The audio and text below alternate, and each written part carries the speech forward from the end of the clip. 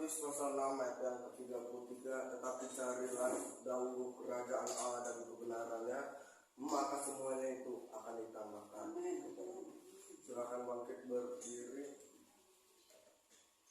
Pertolongan kita adalah dalam nama Tuhan yang menjadikan langit dan bumi, yang tetap setia untuk selama-lamanya dan tidak pernah meninggalkan perbuatan taat. Turunlah atas engkau sekalian kasih karunia dan damai sejahtera dari Allah Bapa kita dan dari Tuhan Yesus Kristus menyertai kamu. Amin. Silakan untuk kembali mengambil satu tuh, kita akan mulai.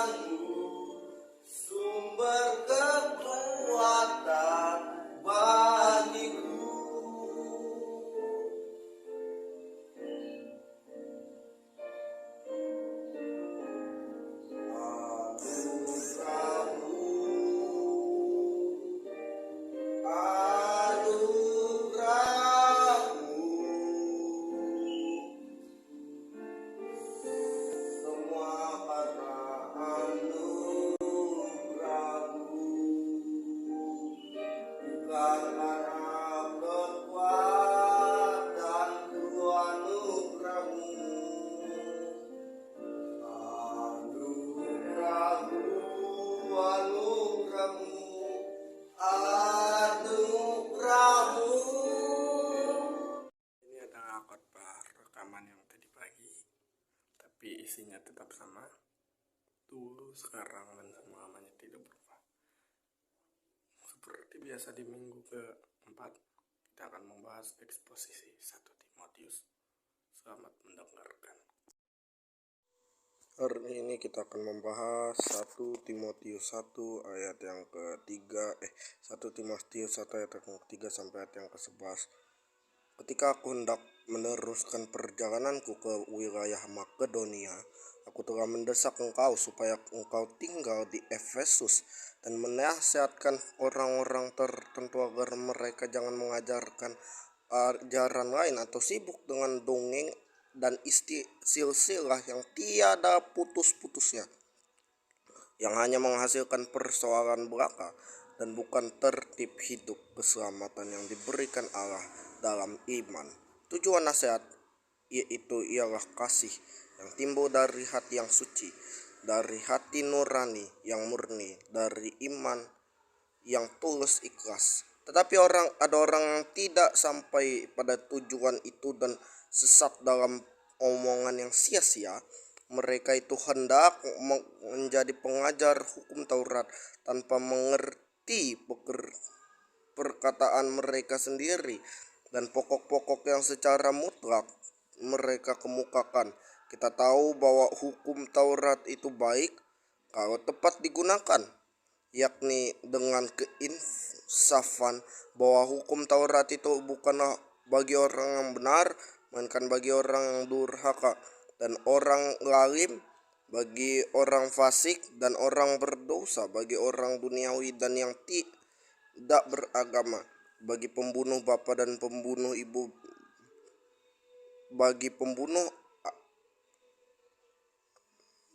pada umumnya, bagi orang cabul dan bagi pemburit, bagi penculik, bagi pendusta, bagi orang makan sumpah dan seterusnya. Segala sesuatu yang bertentangan dengan ajaran sehat yang berdasarkan dari Injil Allah yang mulia dan maha bahagia seperti yang telah dipercayakannya kepadaku. Ketika mata Anda minus, Anda pasti menggunakan yang namanya kacamata. Betul? Kacamatanya harus yang seperti ini. Gak harus sih, tapi kacamata minus. Tapi jika Anda pakai kacamata lain, mata Anda pasti akan susah melihat objek yang jauh. Kisah ketiga.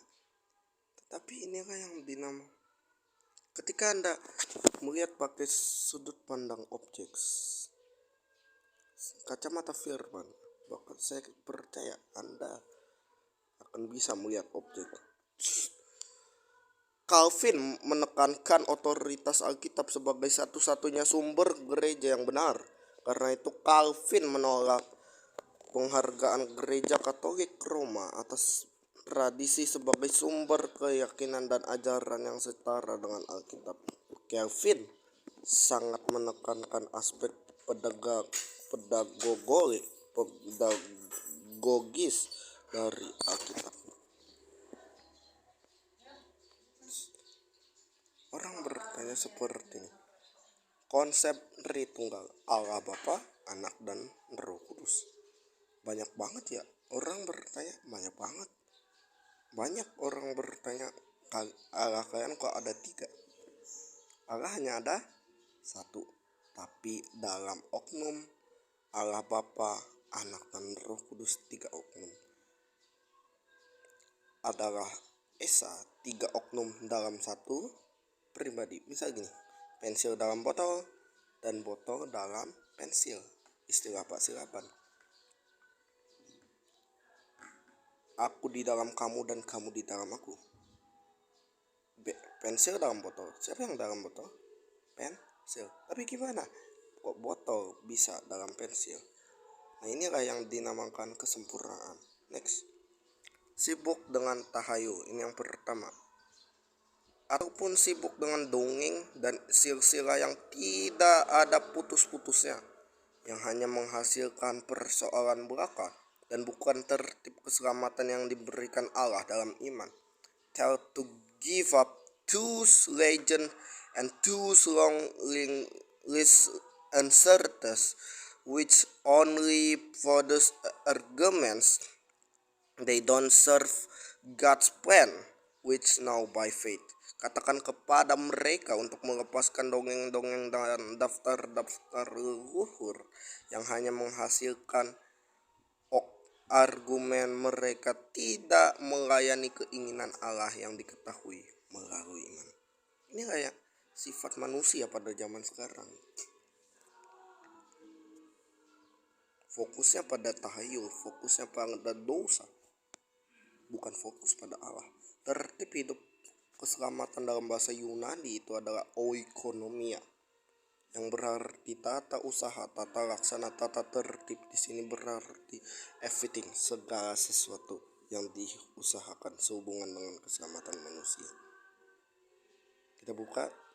Setelah Yesus tiba di daerah Kaisarea Filipi, ia bertanya kepada murid-muridnya, katanya, kata orang, siapakah anak manusia itu? Jawab mereka, ada yang mengatakan Yohanes Pembaptis, ada juga yang mengatakan Elia, dan ada pula yang mengatakan Yeremia atau salah satu dari nabi. Yesus bertanya kepada mereka, tetapi katamu, apa katamu, siapakah aku? Maka jawab Simon Petrus, engkau adalah Mesias, anak Allah yang hidup. Kata Yesus kepadanya, berbahagialah engkau Simon bin Yunus, sebab bukan manusia yang menyatakan itu, melainkan Bapakku yang di sorga. Dan aku pun berkata kepadamu, engkau adalah Petrus, dan batu karang, dan di atas batu karang ini aku akan mendirikan jemaatku, dan Allah maut tidak akan menguasainya. Kepadamu akan kuberikan kunci kerajaan sorga. Apa yang kau ikat di bumi terikat di sorga, dan apa yang kau lepas di bumi akan terlepas di sorga. Lalu Yesus melarang murid-muridnya memberitahukan kepada siapapun bahwa ia adalah Mesias. Yesus berkata, apa yang kau ikat di bumi akan terikat di sorga. Kalau engkau mengikat kebaikan terikat di sorga. Kalau engkau mengikat kesehatan dari sorga.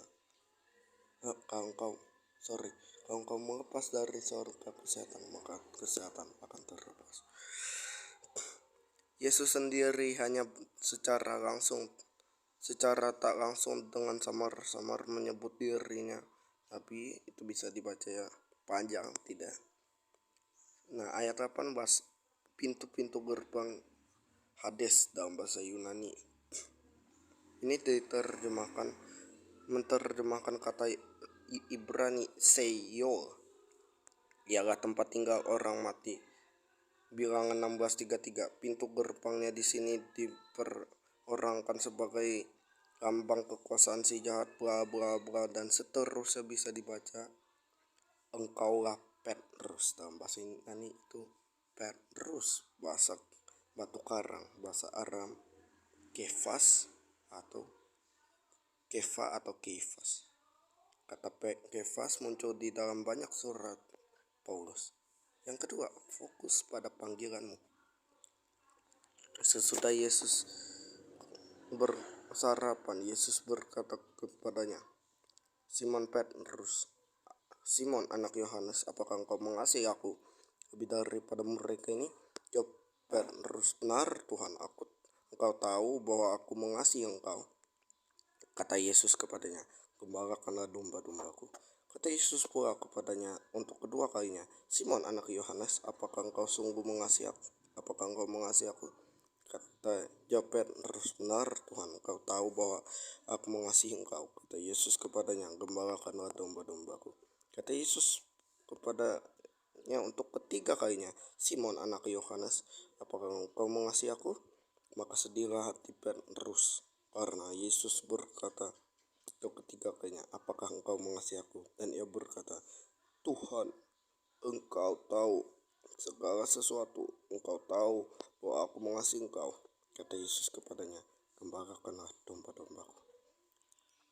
Aku berkata kepadamu, sesungguhnya ketika engkau masih muda, engkau mengikat pinggangmu secara pinggangmu sendiri dan berjalan kemana saja yang kau kehendaki. Tetapi jika engkau sudah menjadi tua, engkau mengulurkan tanganmu, dan orang akan mengikat engkau, membawa engkau ke tempat yang tidak kau hendak. Dan hal ini dikatakannya untuk menyatakan bagaimana Petrus dan akan mati dan memuliakan Allah. Sesudah mengatakan demikian, ia berkata kepada Petrus, "Follow me, ikut aku." Kata apakah engkau mengasihi aku? Apakah di situ adalah phileo? Hanya sebagai seorang teman, hanya sebagai sahabat. Dia tidak tahu itu Tuhan. Dia tidak bisa mengasihi lebih daripada itu. Yang terakhir, pemberitaan Injil kasih karunia. Mereka itu hendak menjadi pengajar hukum Taurat tanpa mengerti perkataan mereka sendiri dan pokok-pokok yang secara mutlak mereka kemukakan. Amin. Tuhan, kami berdoa. Kami sudah mendengar firman, meraikan dalam hati kami. Dalam nama Tuhan Yesus. Amin. Silahkan duduk. Silahkan berdiri. Kita akan menerima berkat. The Father, praise the Son, praise the Spirit, three in one. God of glory, majesty, praise forever to the King of Kings. Puji Dia Allah Bapa, Putra, Roh Kudus, Tritunggal.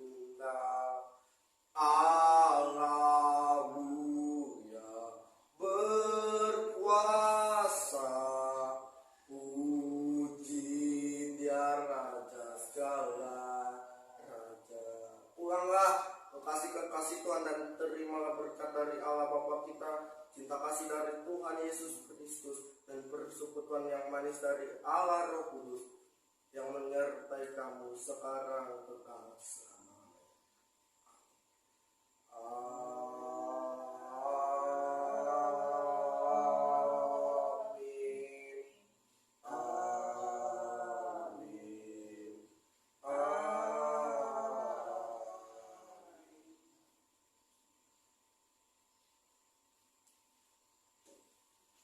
Bye-bye.